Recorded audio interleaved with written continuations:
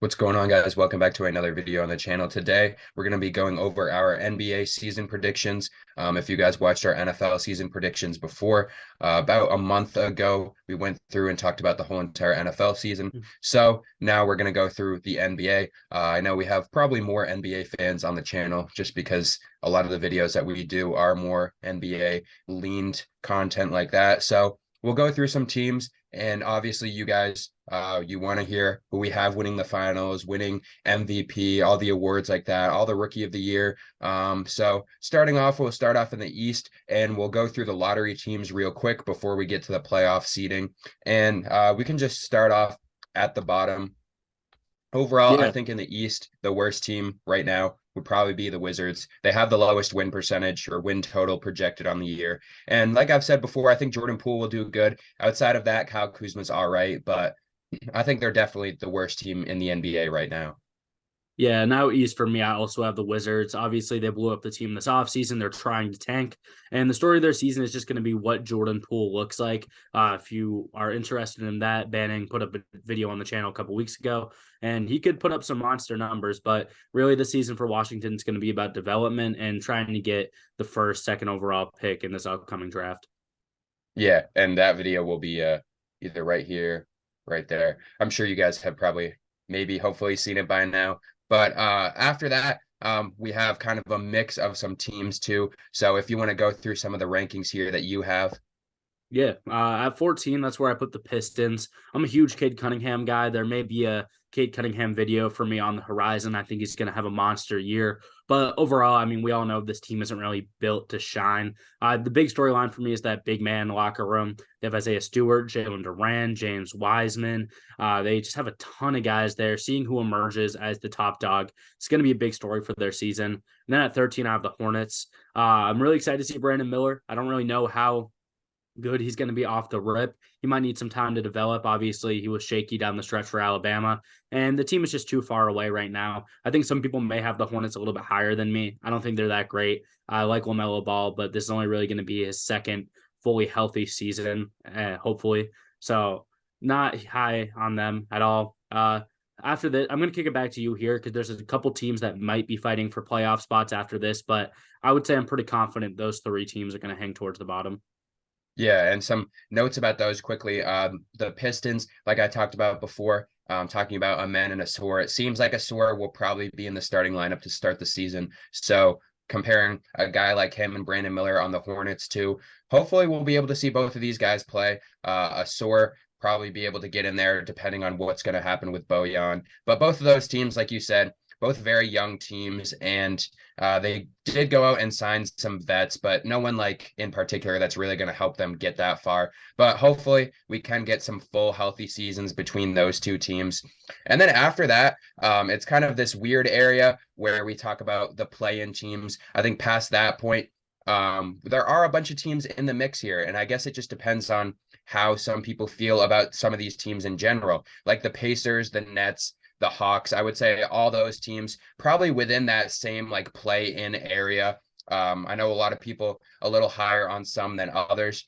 I think overall through these play in games, I'm going to end up giving the Nets and the Hawks. I think they'll be able to get out of here. I think the Hawks combo of their guards that they have right now with Trae Young and DeJounte Murray are good enough to at least get them a playoff spot. The rest of the team is built pretty well. And the Nets, I think they're a decent team last year. Obviously, they went through a lot at the offseason, but Mikal Bridges is a good player. I think he's starting to maybe get a little overrated by some people. I think that's more just the general NBA media. It's one of these instances where we see a player get really good really fast because they go to a new scenario, and I mean, he could end up like a guy like Bradley Beal with the Wizards, where he's on a bad team, he puts up a lot of points, but he has a lot of tools in his bag overall. So I think out of all these teams within that area, I would give the Nets and the Hawks kind of the lean towards the playoffs, but I could definitely see an argument for the Pacers, and I'm kind of interested to see if you have them up there. Yeah, and before we get to that, I do want to bring up two teams that we haven't mentioned with the Raptors and the Magic. I think based on the conversations we've had, they're both going to be hanging outside of that play-in spot. The Magic, we know, are young. They have a lot to figure out in that backcourt. I mean, Paulo Banchero probably just had one of the least talked about Rookie of the Year awards ever. He's a really good player, so they'll still need time with him. And for the Raptors, I mean, I think some will be disappointed that I have them outside of that play-in range, but realistically, I think they blow this team up. OG Anunoby has been rumored to be in trade talks for years now. I think they finally do it this season. There's so many top heavy teams that we'll talk about later in the East and in the West that could use a perimeter defender like OG. I think he's gone. And if OG goes, I think Siakam is kind of going to follow right after that. This Raptors team, they're in that tier that I always talk about hating, where they're good enough where they're not getting the first overall pick, but they're not good enough to actually make a playoff run. I think they avoid that. I'm a big Scotty Barnes guy. So Raptors and the Magic, they're going to hang out a little bit here. And then I'm with you. I mean, the Pacers, the Bulls, the Nets, the Hawks, those are all teams I see making the play-in games. With that being said, I think the Hawks and the Nets are the two best teams in that category. I like the Bulls, but they're not good enough. And speaking of blowing it up, Levine could be on the way out if things go wrong there. And the Pacers, I mean, I love the roster they've put together, but they're still a couple years away from fully fleshing that out. If Obi Toppin shows up and is really good, that's awesome for them. But Buddy Hield is probably going to be on the move.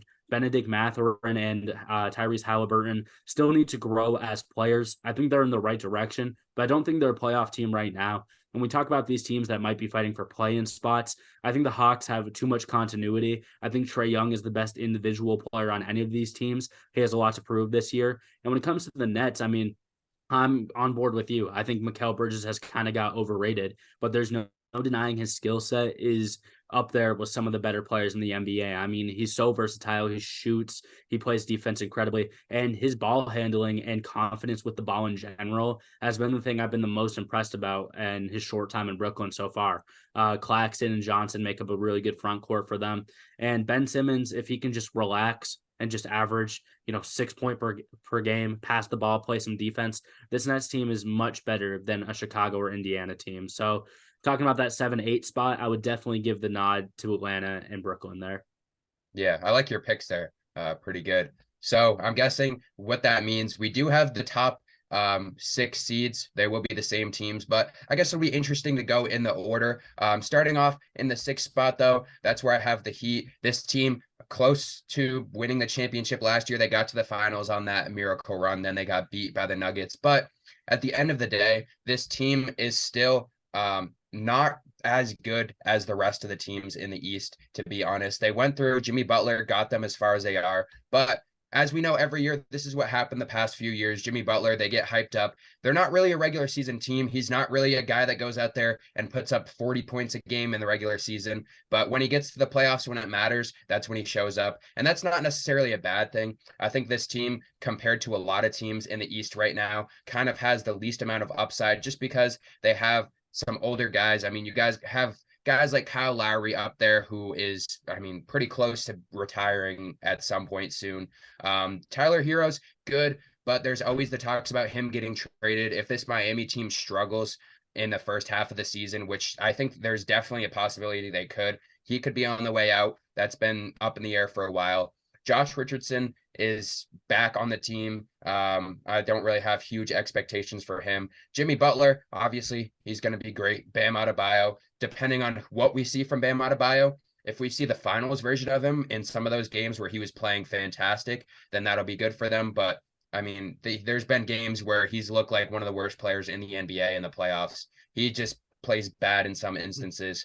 And overall, I mean, the main reason why I have them this low, 6 isn't that bad. They're just avoiding the play-in game for a team that just made the finals. But the whole point of the team last year, why they played so well, is those undrafted free agents that we heard about. And they pretty much lost most of their role players this offseason, and it's going to hurt them.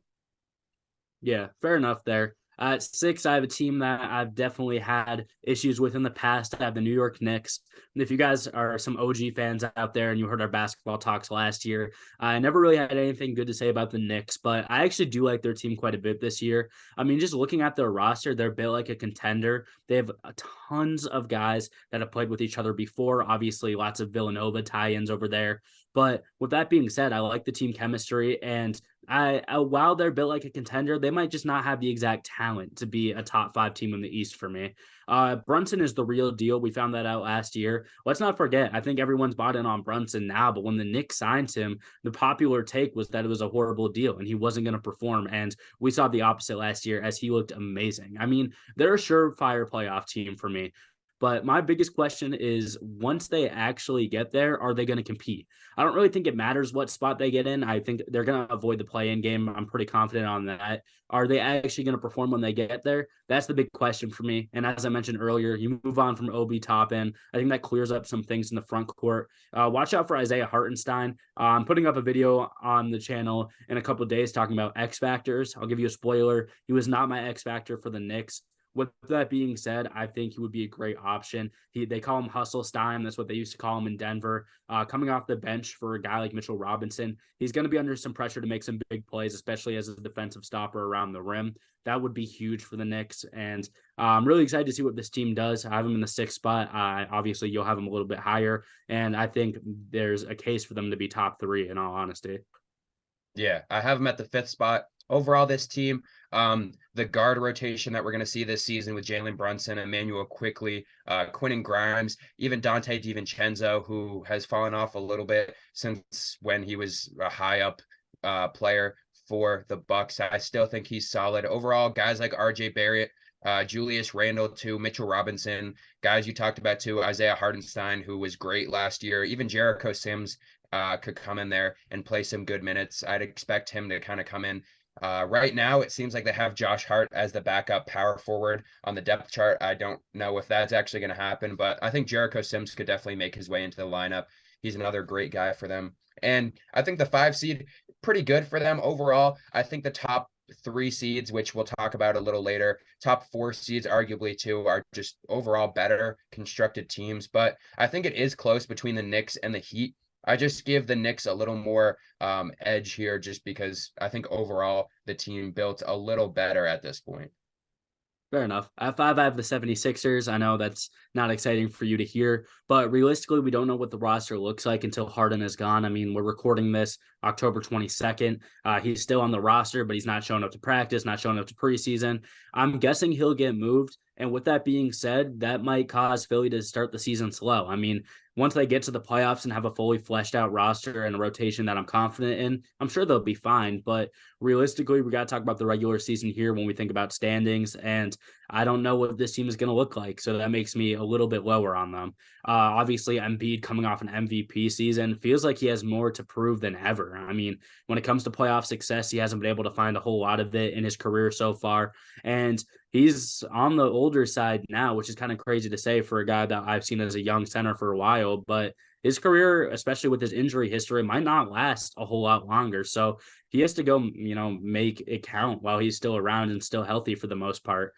With that being said, even with Harden gone, it kind of doesn't matter to me what they get back in a trade package because the roster is still built to succeed no matter who's running the point, whether they kick Maxey there or they get a point guard in a trade package. Whoever it is, they have tons of playmakers to surround whoever that may be. And I like the Sixers team a lot. Really excited to see what Nick Nurse does there. I'll let you talk about that team a little bit more. If you guys don't know, Banning is a 76ers fan, but I think they're a pretty confident 5th seed, and they'd be one of the stronger 5th seeds we've seen in a long time. Yeah, and next up, in the 4th seed, I have the Cavs here. Overall, a very good young built roster with guys like Darius Garland. Getting Donovan Mitchell last year helped them a lot. They did add on in the offseason too. They're going to have guys coming in like Niang, Max Strus. And overall, I mean, they have a very good power forward center combination between Evan Mobley, Jared Allen, probably the best defensive in the league right now. And with those guards out there too, I think whoever you can get to get some minutes off the bench will definitely help them a lot. Karis LeVert too, Isaac Okoro. So a lot of good guys coming off the bench. I think this team will be good. And obviously, they're coming off of a little bit of a disappointment last year, losing against the Knicks. Both of us had some pretty high expectations for them in the playoffs, and it just didn't flesh out for them. But now they're coming back. Hopefully, Donovan Mitchell and this team can perform because they're a very fun, exciting team to watch, and probably the best team going into the season that we've seen since LeBron left. Oh, absolutely. I have the Heat in 4. You brought them up a little bit earlier, and I know this is a little bit of high praise for me, especially for a team that was an 8th seed last year. I mean, they made a great finals run, but on paper, they were the 8th seed, and their roster has declined a little bit in the offseason. But with that being said, they miss out on Damian Lillard, but the roster is still good. I don't think we should deny that. Vincent and Strus being out for this team is tough. Obviously, going to the Lakers, and as you mentioned, the Cavaliers for Strus. They're missing some of their guys that helped them down the stretch last year, but they've also brought in some guys that I'm really excited about. Josh Richardson, in his tenure with Miami previously, was good. I think he likes the system, and I think he fits in well, especially as a defensive-minded wing who can just play 3 and D. I know 3 and D is dying a little bit in the modern NBA, but Josh Richardson is holding the torch pretty strongly. And off the bench, a signing that I think flew under the radar that is going to tell the story of this Heat season will be RJ Hampton. He's a more talented player than a guy like Max Strus. I'm confident saying that. He just hasn't been able to show it. And if the Heat develop him the way that they did Strus last year, I think RJ Hampton is going to be one of the better bench players in the whole league. Very high praise. He might not get the time, so that take could age poorly. But I'm a big fan of RJ Hampton. He's looked great in the preseason. With that being said, I think all the obvious names are going to shine. Butler is still one of the better players in the league. Bam Adebayo, I think, is going to work his way into Defensive Player of the Year talks, and I'm a fan of his. I think he'll perform well. And Tyler Hero, I mean, despite all the trade rumors, he's still on the team, and we're going to get a healthy Tyler Hero.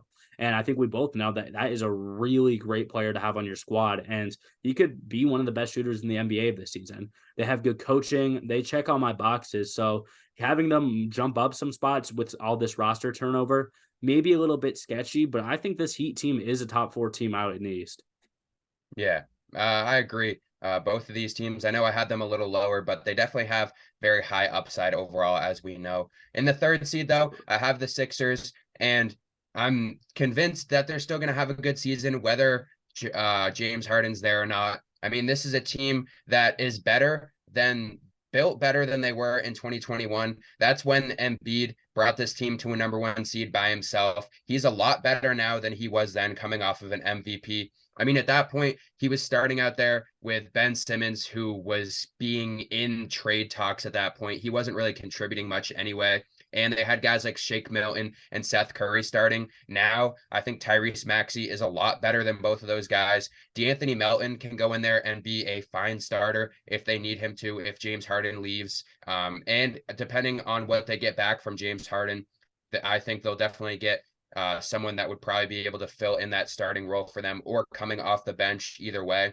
And Joel Embiid, like I said, coming off of an MVP season, this is a guy who's an automatic 30 points a night. There's not really a way to stop him. And like I've said before, I'll talk about it a little bit later, but I guess a spoiler for now, Tyrese Maxey, I expect a very big season for him, especially if James Harden gets traded away, just because he'll be the #2 option. He'll be able to go out there and score. He's one of the best three-pointer shooters that we've seen in the NBA in the past few years. I mean, this guy is putting up close to 40%.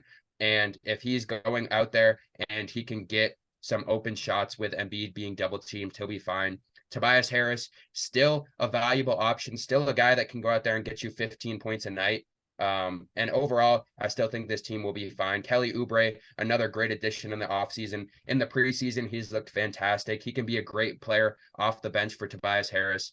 Danny Green, I don't know how much he'll actually play, but he'll be coming back. If he can go out there and just make 2 or 3 threes a game off the bench in 10 minutes, that's all you really need from him. And I think they'll be fine. It'll be a little while until we see a James Harden trade at this point. But they'll still be able to keep it afloat. Joel Embiid is a guy that if he goes out there and is going to put up 30, 35, 40 points a game by himself, you can go out there and win a good amount of games just by that. And we've seen that before in the past. He brought them to a #1 seed when he was only putting up 28 points a game in 2020. Now he's a lot better player than he was, and the supporting cast is a lot better than it was then too. Yeah, fair enough there. I could definitely see that happening. But I have Cleveland here in the 3 spot for me. With Miami and Philly having some issues across the roster, this middle of the pack allows some of these teams to step up. I've seen people say it's going to be the Knicks. For me, I think it's going to be the Cavs. I was not a fan of Evan Mobley last year. I mean, obviously he plays good basketball, but he was pretty one-minded on the offensive side and really wasn't much of an X factor there. I think he's going to have a big year this year. I think he could step up. And if he does, this Cavs team is going to be electric. I mean, I'm a big Darius Garland guy. Donovan Mitchell is an amazing player. And with Jared Allen, who I feel like is in the conversation for best defensive center in basketball right now, this Cavs team is really, really good. My question is, if they get to this 3 spot like I project them to, are they actually going to compete or are they going to be fraudulent? I think that's going to be a big storyline. And this team this season is really giving me the same vibes that I got from the Sacramento Kings last season. That was a top 4 team out in the West. I think the East is it's hard to argue that anything except for that it is wide open. There's going to be a team that maybe surprises us, compete with the best of them, and that could be Cleveland this year. I have almost no problems with their entire roster. Bringing in Struess, yeah, they got him on a big contract, but we saw what he did for the Heat in the playoffs. He was an absolute killer from the 3-point line.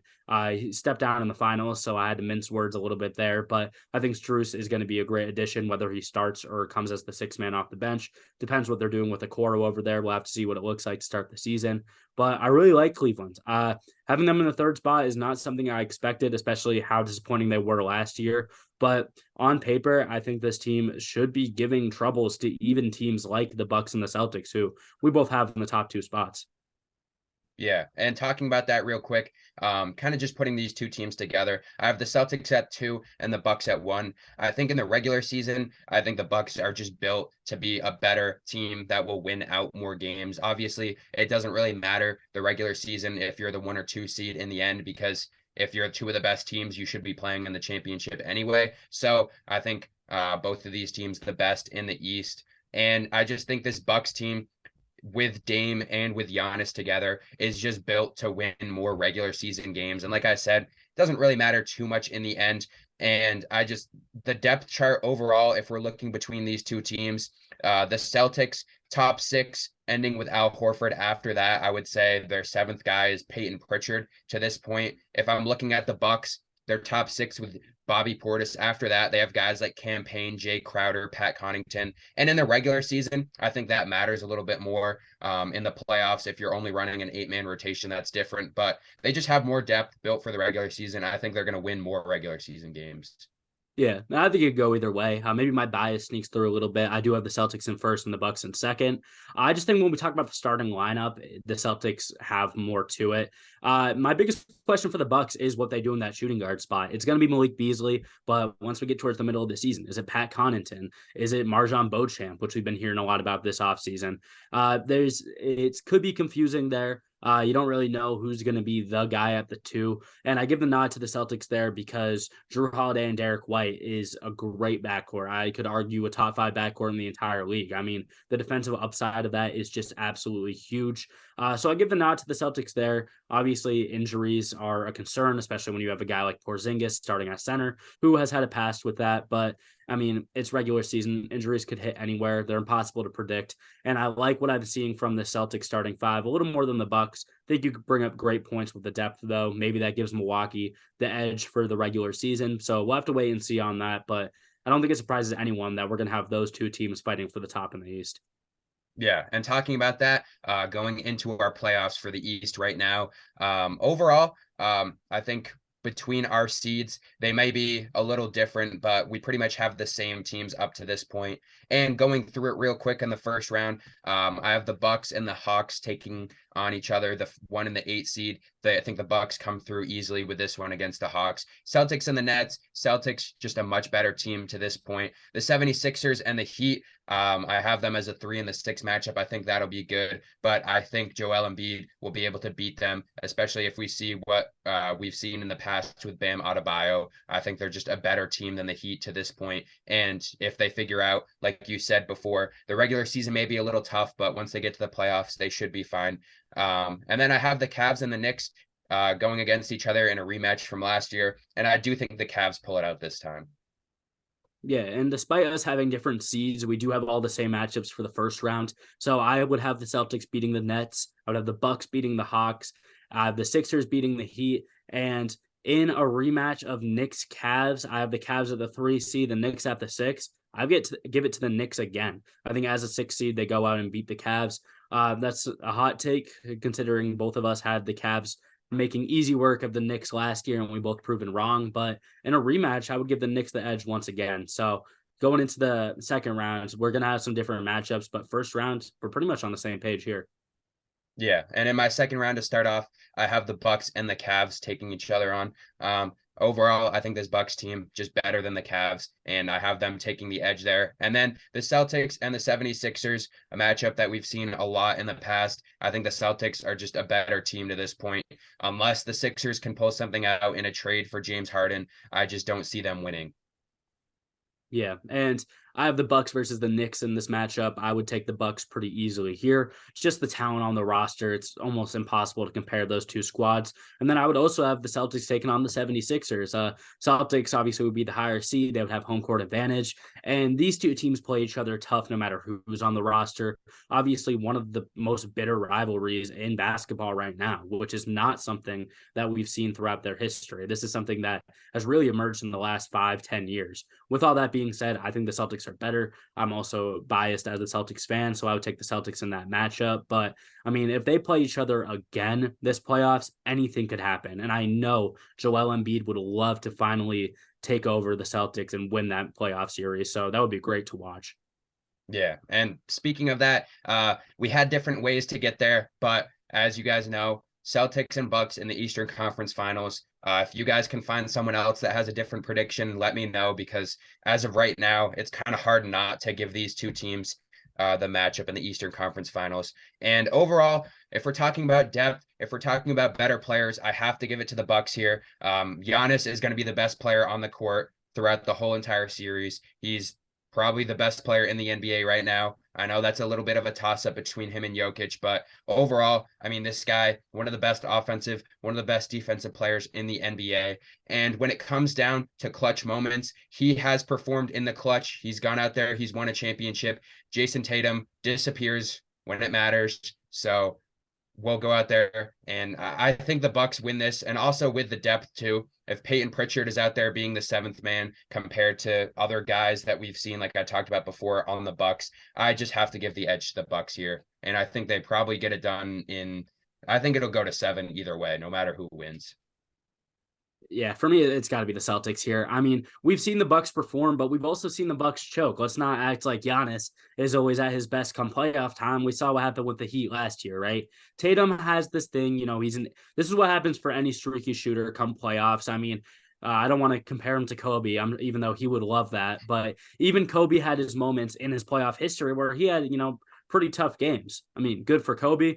He would always make game 7 his best, so it didn't really ever matter. But he had a streaky playoff history too. So it's not like you are a bad player when you have bad moments, I guess is really what I'm trying to say there. But to be more specific, I think the Celtics team matches up with the Bucks better than they ever had. It would obviously be a Drew Holiday legacy series going up against his former team, but if there's anyone I trust to stop Damian Lillard when it matters, Drew Holiday's at the top of my list. Not to mention if they run pick and rolls and we get switches, Derek White's coming off the other side. I think that's the best 1-2 punch you could get to stop an electric point guard.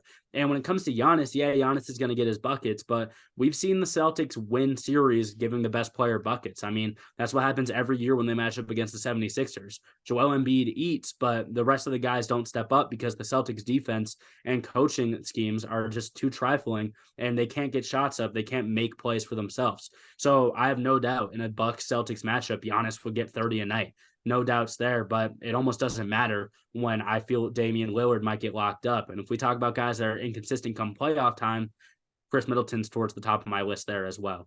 So I like the Celtics. Obviously, people are going to say I'm biased. I'll say it myself, but I really do think they have the better team. And I, just had that whole spiel without even bringing up Kristaps Porzingis. I mean, Porzingis looked incredible for Washington last year. If he's healthy and on the court, like we have to project here, the Celtics team is amazing. They have the best starting 5 in the league. And, regular season, maybe not number 1 seed. Maybe I'm off there. But when it comes time for the playoffs, you really only need to run a 7-man rotation. I don't care if Peyton Pritchard's that 7 guy. I mean, they have the best 5 that you could put out there. So I would take the Celtics. Yeah, and I think either way, it's probably going to come down to these two teams. So we'll see what happens by then. But hopefully, for the Celtics fans, this is the year that they can get over the hump, get into the finals, and potentially win it. We'll talk about that when we go through the West, but it's definitely coming down right now because Jaylen Brown only has 2 years left to win 5 rings, so they'll have to figure that one out. But going over to the West now, starting from the bottom, once again, we have a lot of teams not as great. And just starting off with some of the teams at the bottom, if you want to give us some teams before we get into the play-in tournament. Yeah, absolutely. And I'll bring up a couple teams here, but I think most people are going to have the Spurs and the Trailblazers both pretty low in the West. They're doing the same thing here, right? The Spurs tanked and they're going to develop Victor. The Trailblazers moved on from Dame and they're going to develop Scoot. It's when it comes down to the rankings on these two teams, neither of them are going to compete. I think you would have to give the Trailblazers the edge, though, just because they have a better roster around Scoot, right? Anthony Simons is going to be in a lot of people's most improved talks this year. He's a really good player. Another guy in those talks would be Shadon Sharp, who looks incredible as well. And their front court of Jeremy Grant and DeAndre Ayton, they might move on from Jeremy Grant, so who knows there. But they're willing to develop these guys, especially Ayton, who they brought in. And hey, he could go out and have a good year. Let's not forget, this was a #1 overall pick. He has a ton of potential, and he's still on the younger side of things. So I like the Trailblazers a little bit more than the Spurs, but at the end of the day, they're both trying to develop their high draft picks into studs. And in my opinion, I think both of them will be all-stars pretty soon. Another team I have down here who I think I can safely say is avoiding most people's play-in talks is the Rockets. They brought in Fred VanVleet. They brought in Dylan Brooks on some pretty big contracts, maybe a little bit awkward on that lineup there, especially with Amen Thompson, who I know you're a huge fan of. He's going to be an incredible player, and he's not really going to get a starting nod, it looks like. Maybe we get halfway through the season and that changes, but he looks like he could be one of the best 6 men in the entire NBA as a rookie. That would be really great. But the Rockets team just don't have enough to compete. Ime Udoka, who was a great coach for Boston just a couple of years ago, he's going to try to develop these guys. He's going to try to make them competitive. But I think me and you both agree here that they're just not there yet. And the story of this team is going to be Jalen Green. Obviously not a rookie. He's going into his 3rd season. But similar to Scoot Henderson, similar to Victor Wembanyama, the Rockets are really just more focused on making him an all-star level player. Is he just going to be an inefficient shot chucker, or is he going to be one of the best shooting guards in the league pretty soon? That's the story of the Rockets season. I don't think it's going to be playoffs, and I'm pretty sure we're going to agree there. Yeah, and the interesting part about this is there is a lot of bad teams, but once you get to the area of that play-in, there's a lot that's up in the air. I mean, depending on who you ask, there's people that don't have the Grizzlies in the playoffs, and I think that makes sense with that 25-game suspension for Ja Morant. That's definitely up there. Teams like the Clippers, who have been on and off with their players starting, teams like the Warriors, teams like the Mavericks. There's a lot that's kind of up in the air. Even younger teams too, like Oklahoma City, New Orleans. Are we going to see them get through, break through, and make the playoffs? With that being said, though, starting off with my 2 play-in teams, I think the Mavericks and I think the Warriors are going to come through here. Both of these teams with Luka on the Mavs, with Kyrie, the team's not built that well, but I think both of those guys are going to be able to will them into a playoff spot this year. We saw late collapse last season, but I think they'll be able to figure it out, get in there with the 8th seed. If I'm giving them the edge over Oklahoma City and a team like New Orleans, we don't really know what's going to happen with Zion. If Zion plays a full healthy season, this team's potential is to go very far. I mean, he's one of the best players in the NBA if he's healthy. We've seen him perform at a very high level, but we don't know if he is. Oklahoma City, still very young. Overall, I still think they may be a year away. I just give the edge here to Dallas and the Warriors at the 7th seed. They're getting older, but as we know, I mean, they won a championship a few years ago. Steph Curry's going to go out there and be able to wheel this team pretty far. So they're going to go in there as the 7th seed. I think them and the Mavericks are probably the 2 best out of that bunch, but definitely some options to go with. Yeah, there's definitely some options. I'll talk about the teams that missed out for me too, just to throw them out there if you're fans watching this video. For the Jazz, it seems like they were in the Drew Holiday chase. That was something that didn't work out for them. They still need a true point guard. I like Colin Sexton. Jordan Clarkson, obviously more of a 2. So that team still has some holes to fill. I hope John Collins has a good year. I think that would be really good for this Jazz team development. But I think Jazz fans are, they had an impressive year last year, went a little bit farther or got a couple more wins than you may have expected. Don't think that happens this year. Out on the Timberwolves too. I have them in my 11th seed. I know that's lower than some. Sorry, Connor, if you're watching this, a big Timberwolves fan, friend of the channel. I just don't think they have it right now. They're not good. Cat No, they're not. And Cat might be on the way out soon. I mean, the Knicks have been all over him trying to bring him in, and it might be in this team's best interest to blow it up. I know that sucks to say when you've invested so much money into your power forward and center duo of Cat and Rudy, and with Ant looking like he can develop into a really, really good player. Like I'm talking superstar. Ant might be at that level pretty soon. I just don't think the team is good enough. I mean, I want to get more specific there, but at the end of the day, they're my 11th seed. I don't have high expectations. Pelicans, I have at 10. Zion is the big question mark. I hate to talk about injuries because I assume that everybody's healthy when I do this, but you can't do that with Zion because we've never seen it. If Zion plays, this team is a playoff team. If he doesn't, they're not. And I have to side with the history, and the history is that he will not be healthy. So I have the Pelicans here at 10. And this is my hot take of the video here. I know some people aren't going to like this. I have the Mavericks at 9, missing the playoffs. I don't think it's a playoff team, and that's crazy to say because Luke is one of the best players in basketball, could be fighting for an MVP, and Kyrie Irving we've seen be an incredible player when he's on the court. The rest of the team is horrible. It's really, really bad. And I think people are trying to pick straws to find the strengths of this team. They don't have them. Grant Williams couldn't get playing time for the Celtics the entirety of last season until the playoffs, and he's coming in at starting at the 4. Derek Lively was a disappointment in Duke and was not a really efficient player at any level for the Blue Devils, and he's their starting center. Josh Green had a good year last year. I'm not someone that's really bought in on him either. And I don't care how good Luka and Kyrie are, even in the best case scenario where they're a really good duo, this Mavericks team is not good. I don't like what I see from them. They don't have enough size in the front court. They don't have enough experience in the playoffs. Outside of Kyrie, they have no one that really has done anything at that level. So I'm pretty low on them. I know there's some teams that you could say similar things about that I have higher, but I have much more faith in teams' upside.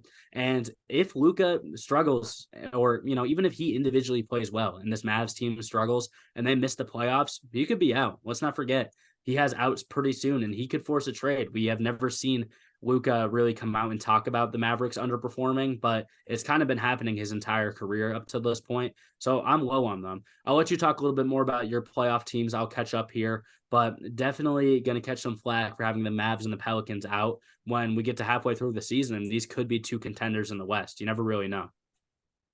Yeah, and I mean, I definitely agree with that. Overall, like I said before, I have the Mavs at the 8th seed, so I could see them kind of being on the edge of that. I just think them and the Warriors too at the 7 and the 8th seed are just better than some of those teams. But I definitely could see the upside to a team potentially like the Thunder. It just depends at the end of the day what's going to happen with some of those younger players. But starting off too, with my 6th seed, I have the Grizzlies here. They're a very good team.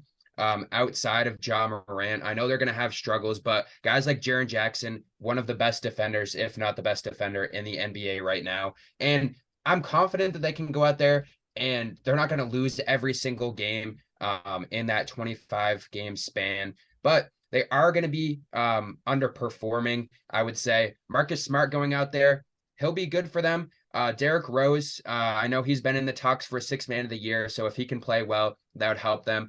Zaire Williams at the 3, interesting to look at to see him starting at this point.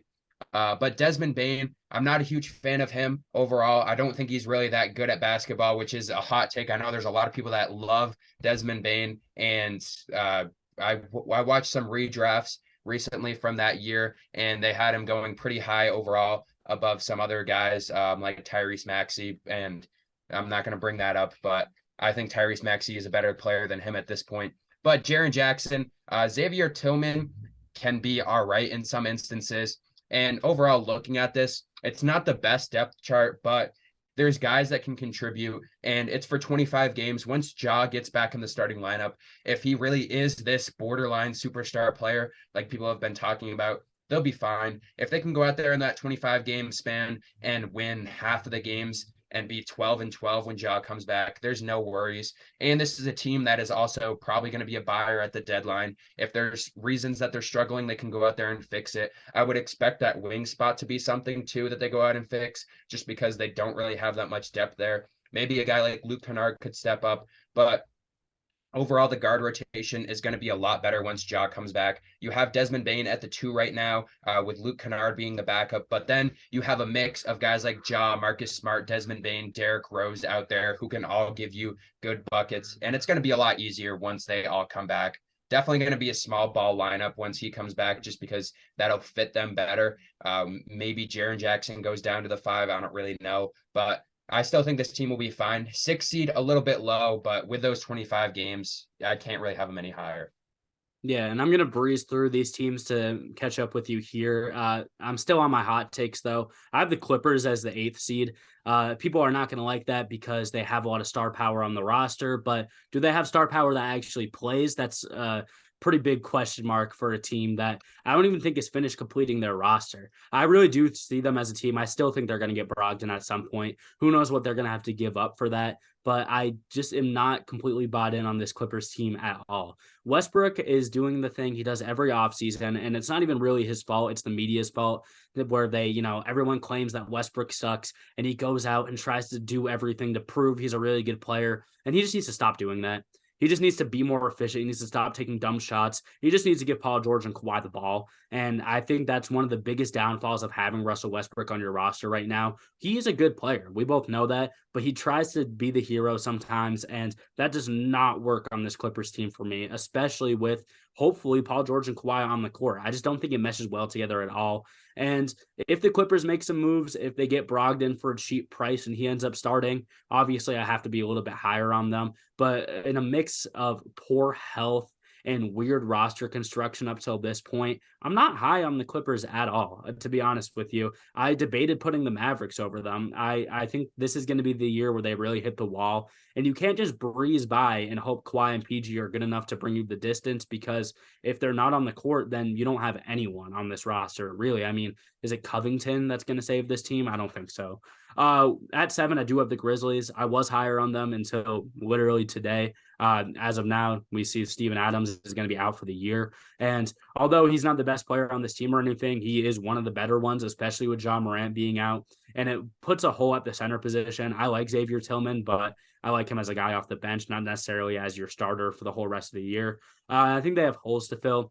I think John Morant is a really good player. I think when he is on this team, he's going to bring them to, a good amount of wins, but 25 games is a big chunk of the season. And when it gets playoff time, hey, maybe they're a team that can upset some squads. I mean, that would be a pretty scary 7 or 6 seed in either of our hypotheticals, but I don't think they are going to be a team that's very high above 500 to start the first 25 games of the season. So I have them at 7.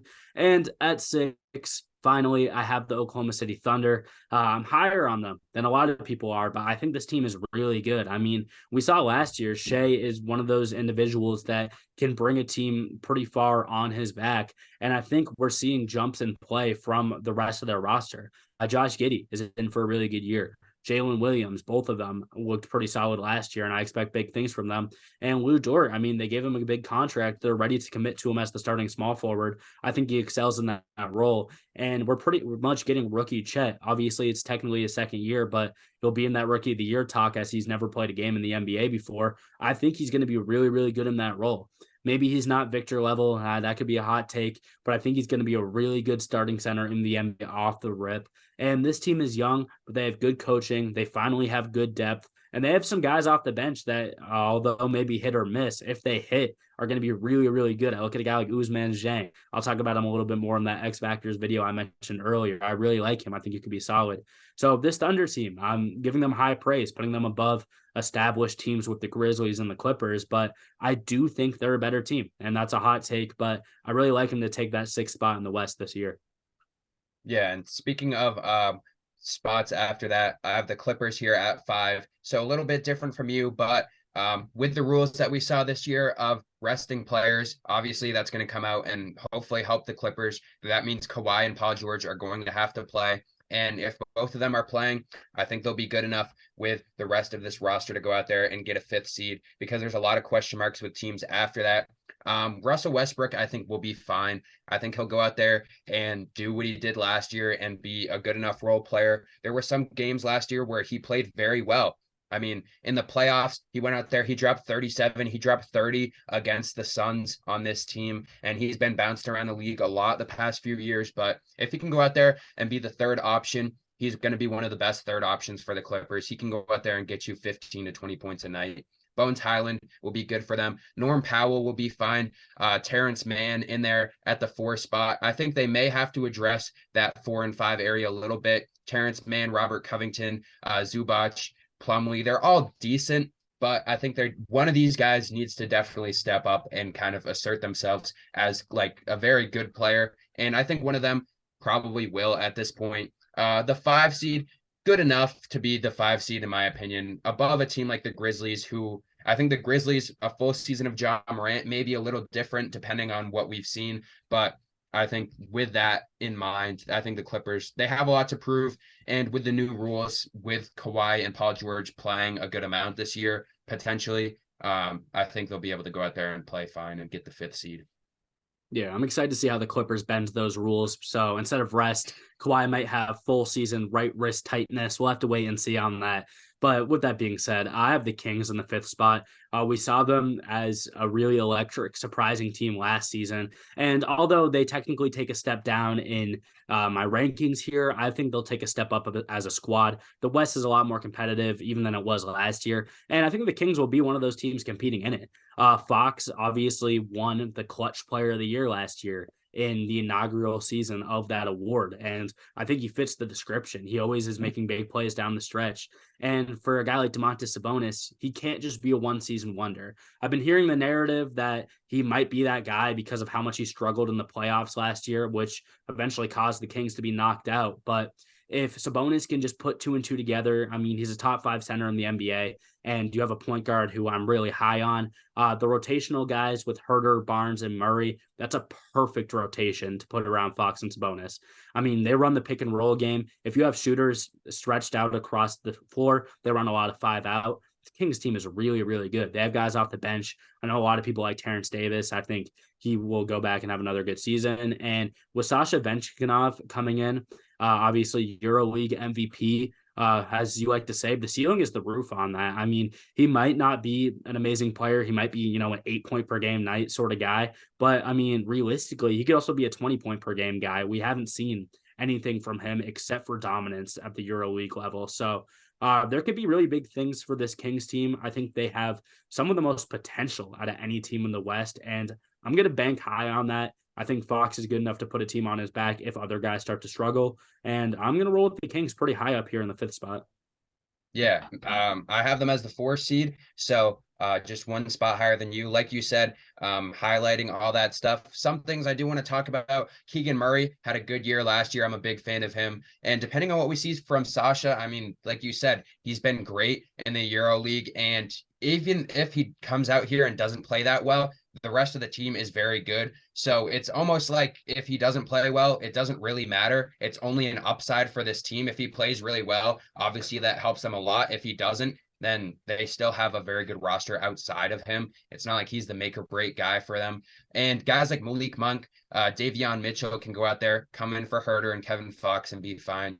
Harrison Barnes, not a fan favorite within the NBA betting after last year in one game that I'm sure a lot of you guys know about. But the rest of this team is still very good. And I have them as the 4 seed for pretty much all the reasons you said. And I think, like you said, with a lot of the teams towards the top that still have some question marks that we'll talk about a little bit later, the West is pretty wide open, in my opinion.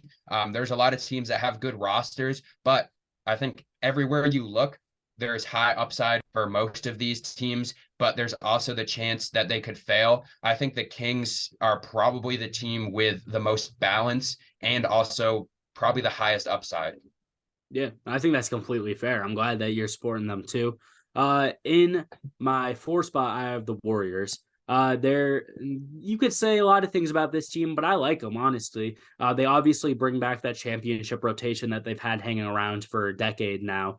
And in all honesty, I know this sounds kind of crazy. I think Chris Paul is a much better fit for this team than Jordan Poole ever was. don't get me wrong. I think Jordan Poole is a really good player, but his style of play does not go along with a guy like Steph Curry. If you're going to get a guy next to Steph Curry in the backcourt, whether it's at the 1 or the 2, you do need an elite playmaker because Steph Curry is an off-ball legend. I mean, yeah, he's great with the ball in his hands, but he's the best player in the league when it comes to moving off ball screens and creating shots for himself. I mean, we both know that. And Jordan Poole, all honesty, plays a too similar style to that. They're kind of doing all the same things, and we both know that Steph is just better at it. So bringing in a guy like Chris Paul, it could fail. We've seen him kind of take a hit. He's old. He's 38 now.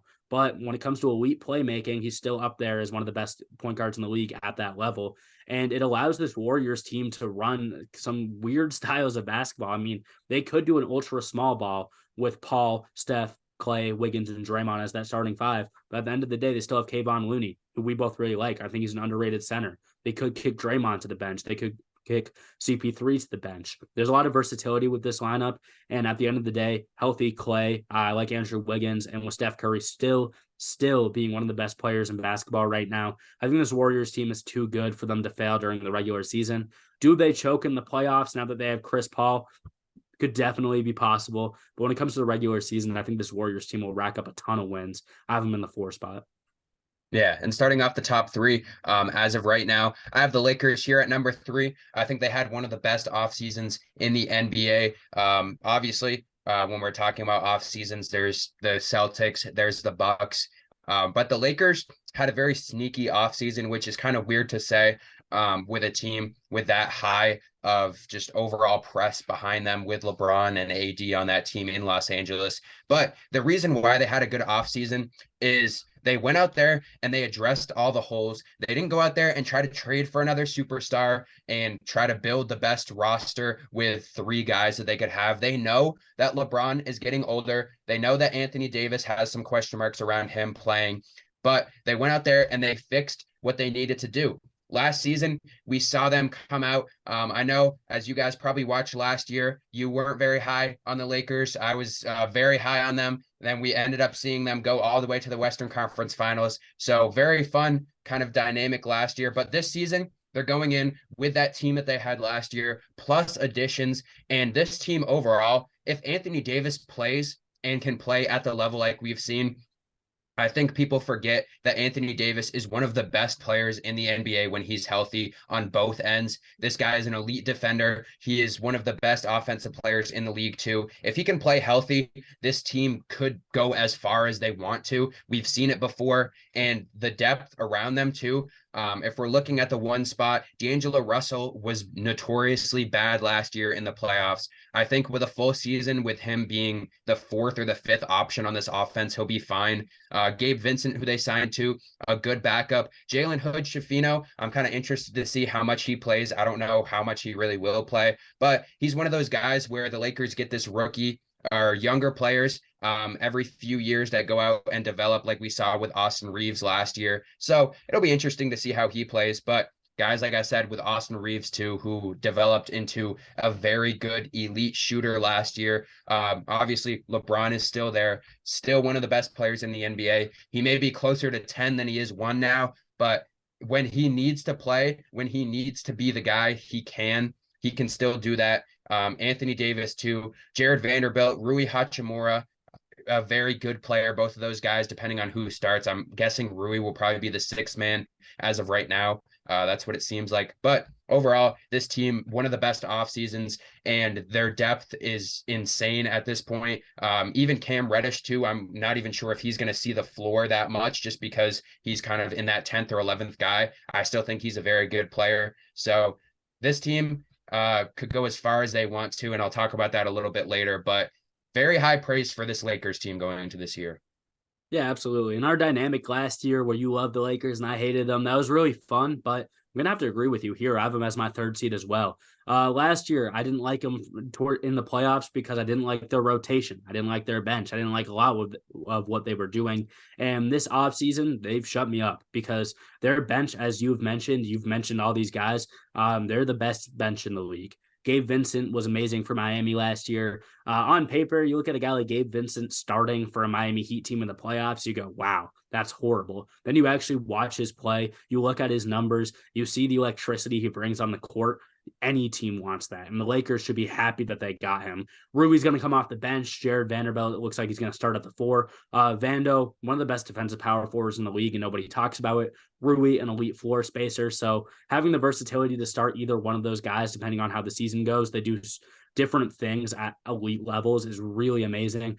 Christian Wood flew under the radar. I mean, what a great backup center to get. He could start on a lot of teams in the NBA right now. I know he kind of had a weird history back in Dallas, and things kind of got shaky for him. But talent wise, he's a starting level center coming off their bench. Reddish, I'm a big Hood Schifino guy. I don't know if those guys are going to play, especially come playoff time. But in the regular season, if they get in there, I expect them to do good things as well. Every year we inch closer to LeBron's last season, and this is one of the best teams he's ever had. If I can be honest with you, there's no reason they shouldn't be one of the top dogs in the West. I think they go far as well. We'll talk about the playoffs after we talk about these top two, but this Lakers team is going to be really, really good. And with LeBron at the helm, I don't care how old he is, you get elite leadership, you get elite IQ, and at the end of the day, you get elite basketball. This Lakers team is going to be really solid. And if they end the season as the number 1 seed in the West, I don't think either of us would be too surprised. Yeah, and I'm glad we're finally on the same boat this year that the Lakers will make the playoffs. I know last year having to defend the front lines for a while, but now this team is good to start off. And talking about another team that you could say was pretty good last year was the Nuggets. They won the championship, if you guys forgot about that. Going into this year, though, they did lose some players, but they're still one of the best teams in the West. They still have arguably the best player in the NBA. Jokic is going to go out there and compete for the MVP. And looking at this team overall, like you said, I wouldn't be surprised if the Lakers got the 1 seed. I do give the Nuggets the edge just because they were great last year too. Jamal Murray proved that he can be one of the best second options in the NBA right now. I mean, if you put him on his own team too, he would be a pretty good number 1 option, but it works very well, him next to Jokic. We saw that in the playoffs, in the finals too. KCP can go out there and play pretty good when he needs to. Michael Porter Jr. Is obviously the best shooter in the NBA if we're just talking about shooting. Maybe not stats-wise, but he is going to shoot the ball whenever you give it to him, and he knows that. And overall, this team is still good. Aaron Gordon can go out there and get buckets too. Reggie Jackson, Christian Braun. Overall, this team, yeah, I'm going to talk about the Suns. Obviously, they're my number 1 seed. The same scenario that I would say with the Nuggets and the Suns as the Celtics and the Bucks. I just think the Suns' regular season roster is just built to be better with the players that they have. But the Nuggets at 2, I still think still one of the best teams in the NBA. Yeah, and this doesn't surprise me at all. I'm going to wrap these two teams up for the same reasons you picked the Bucks over the Celtics, are the same reasons you picked the Suns over the Nuggets. The same reason I went Celtics is the same reason I'm going to go Nuggets for the first spot. Talk about the Suns first, I guess, because they're my 2nd seed. Super teams are fun, and that's great and all, but this one is actually really good. This is not the 2021 Nets we're talking about. It's fleshed out a little bit more. They made a point once they got Bradley Beal to go out and get dudes for their bench because they knew that would matter, especially in the regular season. And they got some dogs there. Whether it's Bull or not, I know he's probably the first name people think about. They have other guys that should step up. I think Okogie is going to be great in the starting lineup as well. I think he's the perfect unselfish defensive player to put in a superstar-filled lineup. I don't know about Nurkic. I almost would have preferred Ayton, but that was a decision the Suns made to ride on the side of defense and a little bit more experience. So, I mean, good for them there. It's just about this team gelling. And my biggest thing is that these guys are stars, but the problem with super teams is either they can't stay healthy or they can't gel together. Assuming they stay healthy, are these guys really meant to play with each other, especially Bradley Beal and Devin Booker? They do a lot of the same things. I know you're not a very big fan of Devin Booker. I have my moments with him. I think he's pretty solid, but is he just going to be too contradictory to Bradley Beal? Because they really do the same things out there on the court. And on the side of gelling, that's why I have the Nuggets in the 1st seed. Obviously won the finals last year, one of the best individual teams to win the finals in a long time. They have the highest defensive upside. They're the best defensive team in basketball. And although they lose Bruce Brown, it seems like Bruce Brown was kind of 1 foot in the door, 1 foot out anyways. His relationship with the team wasn't as good as we thought it was, clearly. And he'll be great in Indiana. But with Christian Braun stepping up the way he did last year, he does a lot of the same things that we liked Bruce Brown to do. And with that being said, this Nuggets team brings back their whole starting five that won them the finals last year. I'm higher on KCP than a lot of people are too. I think he's one of the most elite 3-point shooters in the NBA right now. You can check the numbers on that. Maybe a hot take. I think he's incredible. This Nuggets team is just really, really good. I think Jokic is the best player in basketball. So although this Suns team is built to be flashy, on paper, people are going to argue this team might win like 70 games. They just have so much star power. I think the Nuggets team works better together, and I've seen the Nuggets team succeed before. But I'm going to let you talk about Phoenix a little bit. I think you and definitely a lot of other analysts could make the take that Phoenix is just too good. Yeah, I think overall the main reason why I think Phoenix will succeed this year is we've seen what Bradley Beal can do as the number one option. Now he's going to be the third option, and I think he's going to be able to go out there and he's the best third option scorer in the NBA. He's going to go out there and potentially drop, 20 points a game as the third option. He's not going to get as many looks defensively as Kevin Durant and Devin Booker, and he's used to having arguably the best defender on him his whole time that he was in Washington, and he was still putting up 30 points. Some of those were empty stats, but now next to Kevin Durant, the greatest scorer that we've seen in the game, Devin Booker, who I still think is a stat patter, but at the end of the day, he's still a good player overall.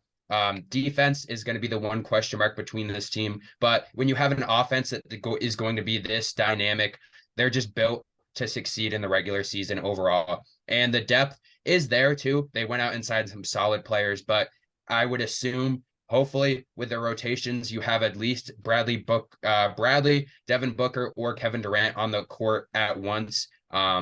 Obviously, you'll have all three of them when they start, but you should be able to keep at least one of them on the court, and they'll be able to keep that afloat too. I'm sure they'll go in with like a 2-player mix between those three guys, and they're going to be the best regular season team in the West. Just overall, they're built for that, in my opinion. They're going to be able to go out there, and especially in the regular season where teams don't play as much defense, they're going to be able to go out there, and if they drop 130 points a night, there's not teams that are going to be able to go out there and match that. Yeah, I think that's fair analysis there. But we both know when it gets down to the nitty gritty, it's all about the playoffs that matter. So with that being said, we talked about our East playoffs. You have the Bucks making it. I have the Celtics making it. Let's talk about the West. We have different seeding here. So I'll just let you say your piece, then I'll say mine. But how do you see the first round of the Western Conference playoffs going? So first off, I have the number one seed Suns against the Mavericks here. Suns should be able to come out pretty easily in this series. Luka is decent in the playoffs when it matters, but like I said, this Suns team is just too good. The Mavericks team is just not that great overall. The Mavericks kind of sneaking into the playoffs. I agree with you. They may be on the edge of not even making it. So I think the Suns are a lot better. The Nuggets and the Warriors, a very interesting matchup. I think the Nuggets are just better overall than the Warriors at this point. Steph Curry is still a very good player, but losing a guy like Jordan Poole is very important for this team. Like you said, it may help them a little bit more that Chris Paul is there. They may fit better, but you're missing a guy that was putting up 20 plus points per game in the playoffs. Chris Paul's not going to be able to do that for you. I think the Nuggets are just a lot better. Next up, the Lakers and the Grizzlies. I think the Lakers, we saw this last year. Lakers are just a better team. They got better. The Grizzlies arguably are going to be worse than they were last year. So I think the Lakers can come out pretty easily with that. And then the Kings and the Clippers here. This is a very interesting matchup for me. Overall, I think if Kawhi and Paul George play, then it'll be a very different series. But I think the Kings are just the better, younger team. They have more high upside than the Clippers at this point. And I think this is going to mark the end of the Clippers. Even if they go and win the first round, I still think this is the last year of Kawhi and Paul George, unless they somehow win a championship, which I don't see happening. But that's going to be the end for them. Yeah, in my hypothetical matchups, I would have the number one Nuggets versus the 8 Clippers. The Clippers just don't have anyone on the roster that can stop Nikola Jokic. If they matched up, sure, Kawhi and PG might have some good games, but with the Nuggets defense and Jokic still being the best player in basketball, easily give it to the Nuggets there. Then I'd have the number 2 Suns taking on the 7 Thunder. I'd love to call some crazy upset here, but the Suns just have more guys that are experienced in the playoffs. Even a guy like Beal, sure, he doesn't have great playoff experience, but I have no doubt he'll step up in that spot. I think the Suns would obliterate the Thunder there, even though I have some high praise for the Thunder earlier. Then it would be Lakers Grizzlies. I have the same matchup as you with a 3 and a 6 there, but the Lakers would kill the Grizzlies. They did it last year. They just don't have the matchups for Anthony Davis, especially. I think I'd still say LeBron is the best player on the Lakers. I think that's a pretty cold take. Everyone would mostly agree with me there. But AD is really, really close. And in a matchup against the Grizzlies, if it's Xavier Tillman having to take on LeBron and AD in that front court, no doubt the Lakers get that. And then the really exciting matchup for me would be the 4-5 Warriors Kings. We've both said really good things about the Kings. I know I'm higher on the Warriors than you are, for example, but I would have to say it's chalk and take the higher seed Warriors here. Just in the matchup against the Kings, De'Aaron Fox would eat, don't get me wrong, especially against a Warriors backcourt that doesn't have a whole lot of defense there. But the Warriors just have too many elite options. And this Kings team, although I love their shooting, I love their floor spacing, I like Fox and Sabonis quite a bit. They don't have the defense to keep up with Curry, Clay, and Wiggins in that backcourt / front court. So I would take the Warriors there. There's definitely a lot to be said about matchups in all of these series. I think that just when it comes to these teams, I consider the top dogs in the West. It's because teams can't find a way to match up with them. And really, in that case, it would have to be the Nuggets, Suns, Lakers, and Warriors for me. Yeah, and one thing too, we'll see if we do see a rematch of the Warriors and the Kings. I'm giving the edge to Draymond over Sabonis in the end.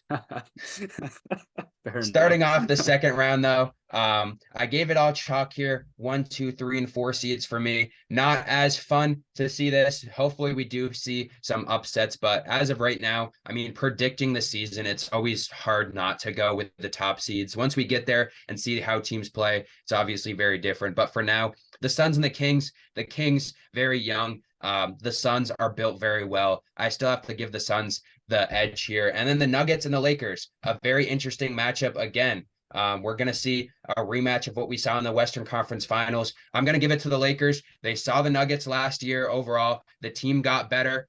Bruce Brown is going to hurt. Obviously, a loss for the Nuggets overall, but I think LeBron and this team, like you said, it's one of the best teams, if not the best team that he's ever had. If Anthony Davis can go out there and play fantastic and he's going to match up against Jokic, hopefully those guys can have a good, entertaining battle if they go against each other.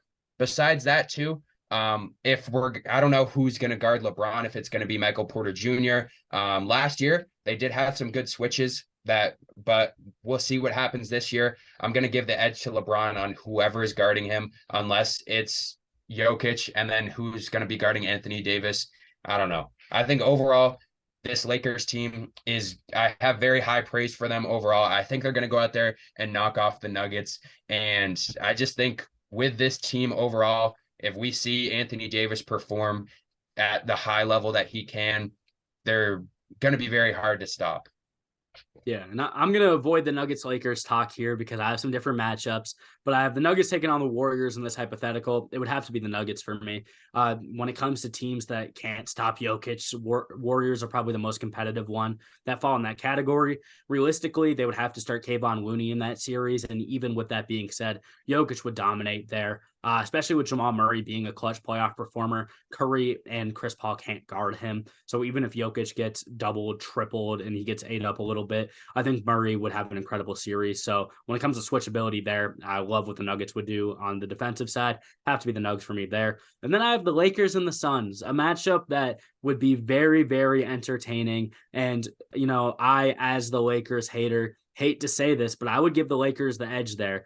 This would be, in a chalk Western Conference, the first technical upset, but I think the Lakers would not be surprised to be the champion in this series. I mean, when it comes to the Suns, I just have my worries about any super team that doesn't really have homegrown talent. Obviously, none of the Lakers' talent is actually homegrown. Almost none of it's drafted outside of Austin Reeves, but they've built up a core with guys that have been there for a while and fit well with each other. And I just can't say the same about the Suns. Do the Suns, run this team back and then win a chip the year after? Definitely a possibility, but I don't think they win a championship this season. I don't think they beat the Lakers if they match up. I know you'll have that matchup next round, so we'll see what you have to say about that.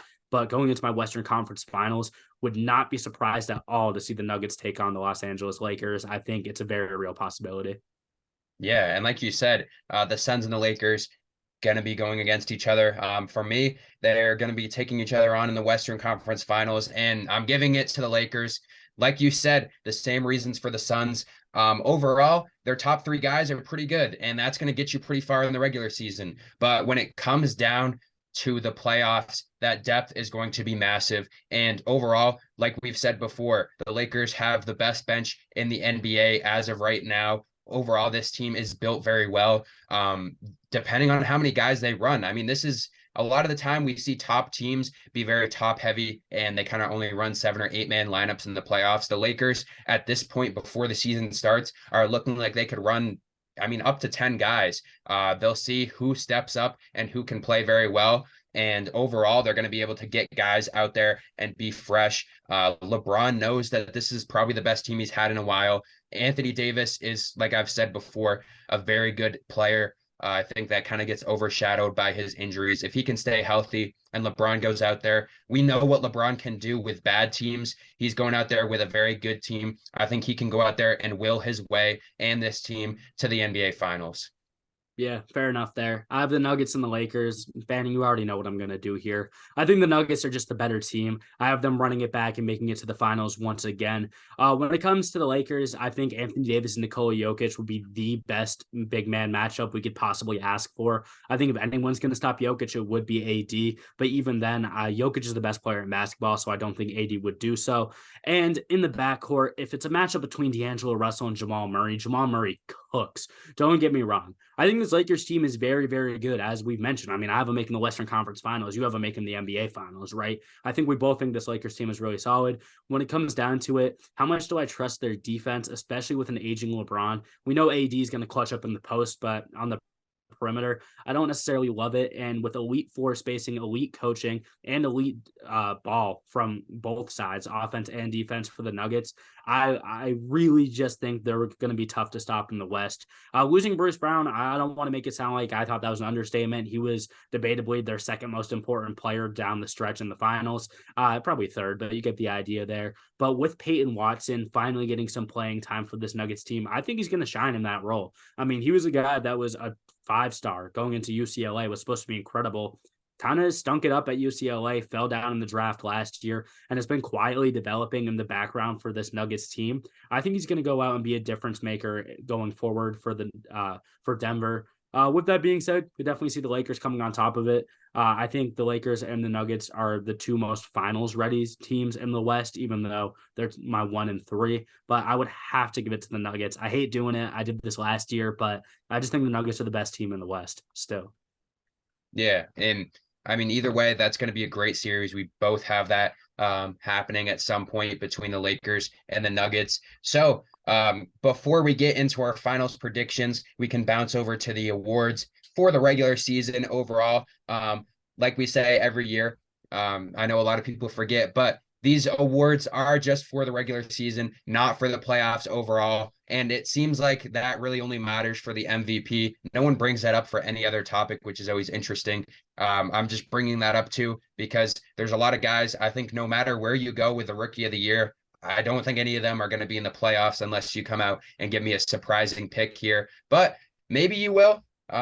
I don't see any of those guys being in a Western Conference Finals or Eastern Conference Finals as we've talked about so far. But starting off with the Coach of the Year, as we know, I have the Lakers going to the finals. I'm giving Darvin Ham the Coach of the Year. If he goes out there and this team plays that well, even if they end up losing, I still think that he's going to be the Coach of the Year. I don't think he's that good of a coach, but we've seen LeBron go out there and bring teams with bad coaches to the finals. He's basically the coach to the end of the day.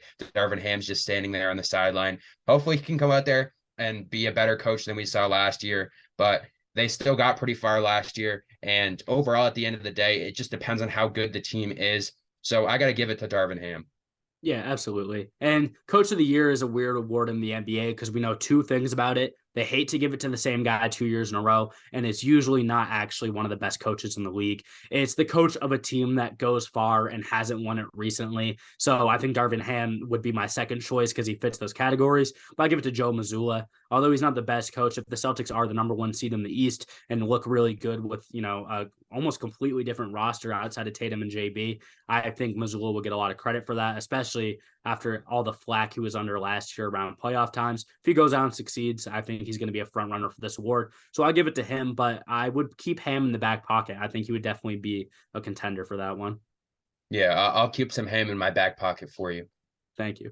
Next up, for the Defensive Player of the Year, just to keep it quick, Jaren Jackson Jr., I think he repeats. Defensive Player of the Year, I feel like is one of those awards that, like you said, kind of the opposite of Coach of the Year. It's pretty easy to see who the best defensive player is, stats-wise at least, and that's really all that matters. Especially if Ja's going to be out, I feel like he's going to be able to go out there and they're going to target him a little bit more, so that may lead to some more inflated stats. And I know a lot of question marks around those inflated stats last year with the Grizzlies, with the people keeping the stats, but he is one of the best defenders in the NBA overall. And I think he could run away with this award easily if he goes out there and does what he did last year. Yeah, definitely. And that's kind of a two-sided coin, especially with Steven Adams being out, who was a really good defender at center. I think he's going to have his work really cut out for him. It's tough. He is one of the best defensive players in basketball, so he could win it. But I think Anthony Davis will be able to shine. I mean, preseason is preseason, but we just saw him get 5 blocks in like 9 minutes of playing time. He's one of the best defenders in the league as well. I think he's going to get some really good stats this year. So it's, in my opinion, one of those two guys. Once again, I think we're on different sides of here, but we have pretty similar takes. I'd give it to Anthony Davis, especially with a little bit of the media bias going towards the Lakers there. Yeah, I just don't want to give all my awards to Lakers here. Of course, of course. Next up, though, most improved player of the year. I'm going to give this one to Tyrese Maxey. I think there's a lot of guys in this question, but I think with James Harden leaving, I've come out here before. I'll say it as many times as I need to before the season. I think Tyrese Maxey is the real deal. I think he's going to be able to go out there and be a very good second option if they get rid of James Harden. I'm in that boat where I think the Sixers can compete if they get rid of James Harden and get some good role players, because I think Tyrese Maxey will really be that good. We've seen him. He's one of the fastest players in the NBA. He's an elite three-point shooter. I talked about before being a 40% three-point shooter. I went back. I was low on that. I mean, he's shooting 43, 44%. This guy is elite. He has one of the best ranges in the NBA. If you guys have watched him in the playoffs, he's gone out there and shot almost half-court shots. This guy is one of my favorite players in the NBA right now. Even if he wasn't on the Sixers, he's just an entertaining player to watch. And he plays with the most confidence that I've seen from a player in a long time. I mean, this guy's always happy to be out there. And I think he's going to go out there. If James Harden is gone, if James Harden is there, no matter what, James Harden's not going to play. Tyrese is going to be the second option. He's going to go out there, and I expect some big stats from him, 20-plus points per game, being the second option. And I'm going to give him the award here. Yeah, fair enough. For me, I'm going to give it to Evan Mobley of the Cavs. Obviously, I have the Cavaliers at my third spot in the East. We've seen a trend lately where a lot of nominees for most improved players are on competing teams. Obviously, they gave it to Lowry last year and the Jazz missed out, but I think they surpassed expectations. So, it kind of works that way as of recently. And I think Evan Mobley's improvement will have to be on the offensive side of the ball. I mean, we saw he was getting votes for first team all defense last season. He is one of the better defenders, especially in the front court in the entire league. And we saw he was a really good offensive player at USC in college. In high school, he was a dominant offensive player. We just haven't seen it trickle into the NBA yet, but I don't think it's because of capabilities. I think it's because of opportunities. And I think the Cavaliers are going to be much more willing to get him the ball in offensive sets this year. It's going to bump up his point per game numbers pretty high. And at the end of the day, when it comes to people just stat watching, that's enough to convince some people. He's going to have a ton of blocks. I think his points are going to hang around the 20s. I think that's going to be enough to get him some votes here. As I've said with every pick you've made so far, I really like it. I think Maxey could easily be the guy, but I'm going to be a little different here. Haven't seen a lot of hype for Evan Mobley in this spot. I think he could go out and do it. Yeah, and I agree there. Evan Mobley, a very elite defender, and if he can get it done on the offensive end too, very good for the Cavs. And next up, sixth man of the year, this is a very interesting one because usually we don't even have an idea until halfway through the season, just because we don't really know the starting lineups and who's going to be the sixth man. But starting off right now, based on kind of what we know in the offseason, I'm gonna give it to Rui Hachimura. That's why before I said I'm not going to give all the awards to the Lakers, just two up to this point. Just wait for the Austin Reeves MVP. We'll get to that a little bit later. But Rui last year was a very fantastic player for the Lakers overall. He was kind of a surprise player when they traded for him. They expected a lot out of him, and he gave them a lot back. He was a great guy on the bench and when he was in the starting lineup too. I think he's going to go out there. I know Austin Reeves, people have been saying for the sixth man. I think Austin Reeves would be a starter on this team, especially after they just signed him. So I think that moves Rui to the bench with Jared Vanderbilt taking the starting role. And I think that's fine. I think Rui may be a better scorer overall, but I think Vanderbilt is just better offensively and defensively combined. So that's fine. I see the approach there. And especially in the regular season, it doesn't really matter. He's going to be great for them. I was a fan of him when he came out, and when he was at Washington, he didn't really get much done in Washington. The Lakers traded for him, and now I think he's going to be on his way to get a sixth man of the year. Yeah, another good pick there. As you mentioned, sixth man of the year is really weird because we don't really fully understand what these starting lineups look like. So to play it safe, I'm going to pick a guy that I think will be the sixth man of this team all season, and I'm going to pick Malik Monk here. Obviously, an elite shooter. He shined in moments, and Sacramento seems like to be the perfect fit for him. As I mentioned, they're a team that spaces the floor really well. He's going to get a ton of minutes as he deserves and as we expect him to do. Kevin Huerter is going to get the starting spot over him, but there's arguments that Malik Monk might end up playing more. So that's definitely going to help when we look at the stats.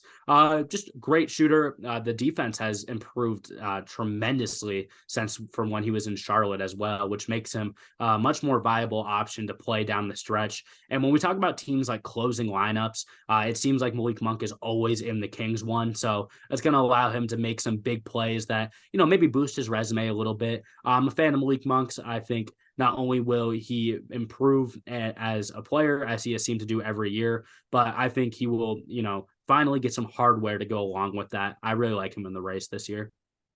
Yeah, and coming out next, probably the two most important, most looked at awards that we have, starting off with the Rookie of the Year. We may have a similar pick here. Overall, I'm going with Victor. At first, I wasn't really completely bought in, but in the preseason, I mean, he showed amazing plays that we've seen offensively and defensively. The main one that comes to my mind that I've never seen before in an NBA game, one step inside of the three-point line and gets a steal at almost the rim. I mean, this guy is fantastic. I think, like you said, I think we can all agree that the Spurs team is not going to be that good this year, but he's going to be able to go out and develop. He's one of those guys that most of the time when teams get a high overall pick like we've seen before with a guy like Jalen Green, he struggled a little bit because they made him the number one option. Victor should be the number one option from day one. I don't think he'll really struggle that much. There's a lot of guys in the race too, guys like Chet Holmgren overall. I mean, Amen Thompson, people are throwing in there too. Scoot Henderson too, Brandon Miller, all high up draft picks. But I think Victor is going to be able to come out here. Kind of the same instance that we saw with Paulo last year.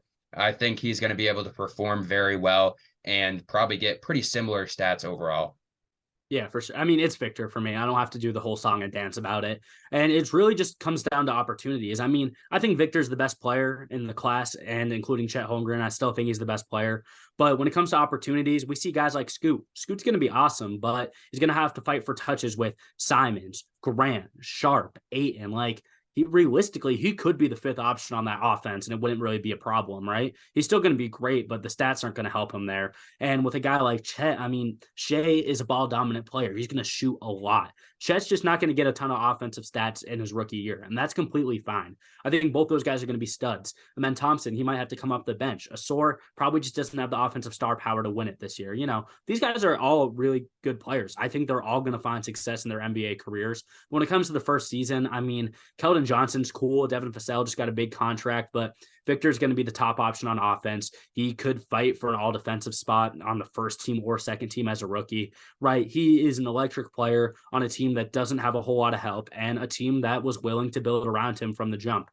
So not only is it the talent and, as I mentioned, the opportunity, I think the coaching with Greg Popovich is going to allow him to just, absolutely dominate out there. Even if the Spurs win 10 games this year are really, really bad, we both know Victor's going to find success. So assuming he stays healthy, which again, he has stayed healthy his whole career. People worry about it because he's 7'5" and skinny, but he's never had serious injury problems. I don't expect him to run into those. He's just an incredible ball player. And I don't think we're going to be on any freezing cold takes by saying Victor is going to be the rookie of the year. Yeah. And finally, with the MVP award, I'm going to pass it over to you to start. Yeah, and I have a pretty basic take here, which makes me excited. If you guys don't know, I don't know Banning's picks on these, so excited to see who he's going to say, but I'm going to say Jokic. I've said it a billion times in this video. I think he's the best player in basketball, and when you compare him to some of these other guys that will be fighting for the award, I don't think he has a lot of competition around him. I think you could make a similar case for Embiid. Maybe you will make a similar case for Embiid. But with a guy like Giannis, he's great. He's probably in the running for best player in basketball as well. But with the Dame, the numbers are bound to go down. The team is going to be really good, but I don't think Giannis's stats are going to necessarily be any better than they have been in the last couple seasons. I think Jokic is running it back with the same starting lineup that got him second in the race last year and got him a ring. So I think he's going to be perfectly fine in that role. I have no doubts that his stats are going to look great. He's a triple-double machine. And if he goes out there, and as we used to get into fight abouts a lot last year, if he goes out and averages a triple-double, I think you have to give him the award. We saw it with Westbrook and back in 2016. But I just think Jokic, best individual player in basketball. He's running with a lineup that we've seen him succeed with in the past. I'm going to give him the MVP, even if it's a little bit basic. But Banning, I think the big question now, you're making that little smirk. Who do you have as the MVP, dude? Well, it's going to be tough between a lot of these top guys. I am going to give it to Giannis, though. I still think that he's the best player in the NBA, offensively, defensively combined. I think Dame is going to go out there and get some good stats too, but Giannis is still going to be the number one option. He's still going to be able to go out there and put up as many stats as he wants on whatever end. Even with Dame there, he's still going to be able to get his rebounds up. He's still going to be probably close to 12 rebounds. With Dame too, his assist numbers can easily go up. Even if he's bouncing around maybe 25 to 28 points, that's still going to be up there in the conversation. I still got to give it to Giannis overall. I think he could definitely be up there for defensive player of the year too. But if he misses out on that and plays very well defensively, plus his offensive output, besides Dame, I think the team is good overall with the depth, but I don't think there's really guys that are going to be able to be score heavy players necessarily. Like Chris Middleton's not going to go out there and take away points from Giannis if Giannis is going to go out there and dominate. And also, like the same thing you said too, it's kind of both sides of the coin with Dame out there too. That does bring a little more attention to Dame. So he may lose some stats, but on the same end, Dame's could get double teams too, so Giannis may have some more open opportunities. So either way, I'm still going to give it to him, but it's still going to be a close race. As we know, the past few years, the reigning MVP has gone back to back, so potentially we'll see what happens. I mean, if Embiid's out there without Harden, he might have to go put up 35 points per game just to win, and it'll be pretty tough. Hopefully, by the time we get to April, I am on here again vouching for Embiid for MVP, but my preseason prediction, I think Giannis, he's going to go out there with a vengeance. I mean, this guy is getting close to cracking the top, 15 of best NBA players. If he goes out there and gets another MVP, it's going to be very hard. Oh, absolutely. I think that's a great pick. But with that being said, we have different finals matchups, and I'm going to kick it to you first. I have the Celtics and the Nuggets. It almost happened last year, but that doesn't matter. And you have the Lakers taking on the Bucks. You just talked about Giannis and the dynamic between him and Dame. It's going to be a really good team. If they catch the Lakers in the finals, like you predict, what's going to happen? Yeah, like I said, Giannis, if he goes out there, gets an MVP, and is in the finals again, he's going to be very close to breaking into that top 15, top 10 players. But he's not the best player of all time, like LeBron James is. LeBron's going to be in the finals, and we know what he does in the finals. We've seen him talk about the 07 Cavs. These teams have been terrible. Like I've said this whole entire time, this Lakers team, probably the best that he's had in his whole career, at least the best that he's had in a long time. That team that he had in Los Angeles in the bubble, depending on where you ask, some people say that it's not a real championship, whatever you want to say. That team was very good. This team is also very good, arguably better. If Anthony Davis can play well, he can go out there, and these matchups against the Bucks, I think it's going to be tougher to play against the Suns, honestly, than the Bucks, just because the Suns offensive output is going to be better. The Bucks definitely a lot better defensively, but I think the matchups definitely help the Lakers. Anthony Davis can go up against Giannis. I'm confident in that matchup for both sides. I think Anthony Davis can get buckets and he can guard him. Both of these guys, probably some of the best players in the NBA offensively and defensively, Anthony Davis and Giannis. LeBron's going to go out there, and realistically, if it's Chris Middleton who guards him, I'm giving LeBron 40 points a night. Overall, this Lakers team has a very good depth chart. I got it. If LeBron's in the finals, I know in the past he's lost, but he's going up against another super team in this instance. I'm still going to give it to LeBron here. I think Dame hasn't really been in the scenario where he's been in the finals, so we don't really know what he's going to do.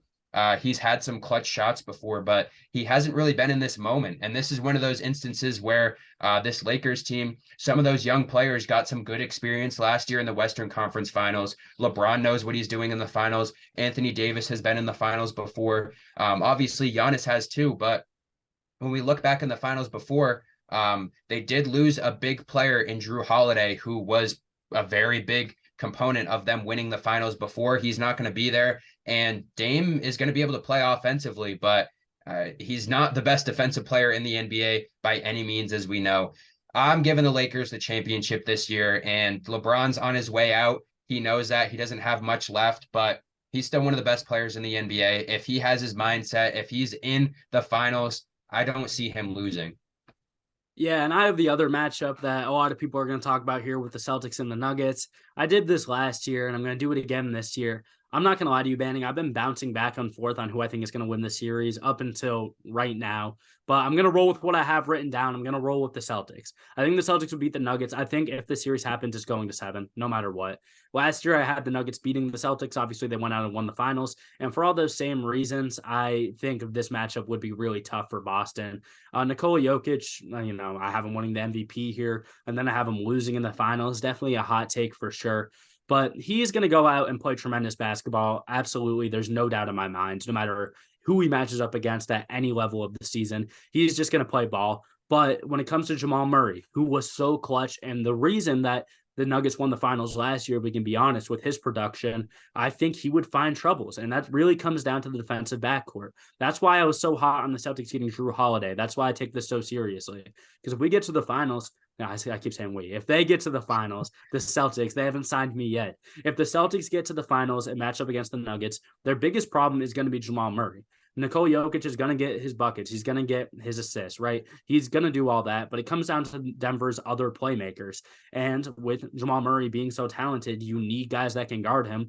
And Derek White, who had potential to win the Defensive Player of the Year last year, nobody's talking about that, though. With him and Drew Holiday back there in the backcourt, it's going to be tough for him. I mean, I'm being honest with you. And when it comes to a matchup of Jason Tatum versus a guy like Michael Porter Jr., I trust Jason Tatum to cook. I know he's inconsistent, but that's the exact type of defender I want on Jason Tatum as a Celtics fan. So I think the Celtics just match up well across the board. There's really not any team in the NBA that matches up well against the Nuggets, especially considering how much better their coaching is. That would be a big dynamic come finals time if they get that matchup. But I would have to take the Celtics here. It's fun to pick your favorite team to win the finals, and maybe I do it any year. But looking at the roster that's built in front of me, I have to say it's the Celtics this year. Finally getting over that hump, finally winning the finals with JT and JB combo. It now is the time, or it's never the time. That's really the deal in Boston right now. So that's my prediction, even if, it might be a little unrealistic. I'm kind of blindsided here. I'm going for the Celtics no matter what. Yeah, and I think either way, depending on these matchups, I think we could probably agree between the Nuggets, the Suns, the Celtics, the Bucks, the Lakers, all of these teams are going to be very good. So it's going to be interesting to see on how these teams develop. Obviously, injuries are part of the game, but if none of these teams are injured, if they're all healthy going to the playoffs, it'll be fun to see how these matchups go. A lot of these teams, like we've said, both of us, one of us has to be wrong. I'm guessing probably both of us will be wrong with our finals matchups. Hopefully not, though. Hopefully one of us can come out here and have a good prediction by the end of the year. But as we develop, there'll be more to talk about. We'll be on here every single week talking about the NBA. So with that being said, with the season starting Tuesday, we'll have a lot to talk about then. And we'll see you guys with the podcast coming back for Thursday. We'll have our first talk really about the NBA through the first few games. Yeah, we'll see you guys next time.